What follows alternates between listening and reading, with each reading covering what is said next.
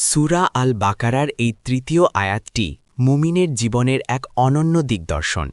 এখানে মহান আল্লাহ তাআলা মুত্তাকি বা পরহেজগারদের এমন তিনটি প্রধান গুণের কথা বলেছেন যা একজন প্রকৃত বিশ্বাসীর চরিত্রের ভিত্তিপ্রস্তর।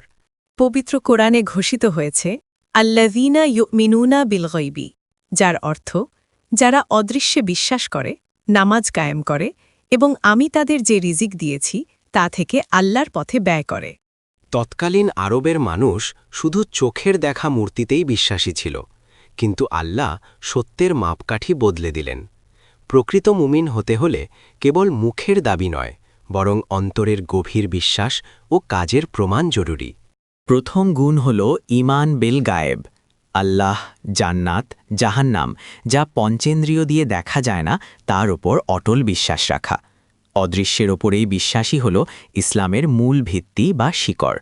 যখন মানুষ বিশ্বাস করে যে এক অদৃশ্য মহান সত্তা তাকে সর্বক্ষণ দেখছেন, তখন সে নির্জনেও পাপ করতে ভয় পায়। এই অদৃশ্য বিশ্বাসই মানুষের আত্মাকে পবিত্র করে তোলে এবং তাকে সংযত রাখে। দ্বিতীয় গুণ, নামাজ কায়েম করা। আয়াতে শুধু পড়ার কথা বলা হয়নি, বরং একাগ্রতার সাথে নিয়ম মেনে নামাজকে জীবনে প্রতিষ্ঠিত করার নির্দেশ দেওয়া হয়েছে, যা মানুষকে সব ধরনের অশ্লীলতা থেকে দূরে রাখে। নামাজ কেবল একটি রুটিন নয়, এটি স্রষ্টার সাথে সৃষ্টির আত্মিক সংযোগ। জামাতের সাথে আদায় করা এবং নামাজের শিক্ষা নিজের চরিত্র ও দৈনন্দিন জীবনে ফুটিয়ে তোলাই হল প্রকৃত অর্থে নামাজ কায়েম। তৃতীয় গুণ, আল্লাহর দেওয়া রিজিক থেকে ব্যয় করা।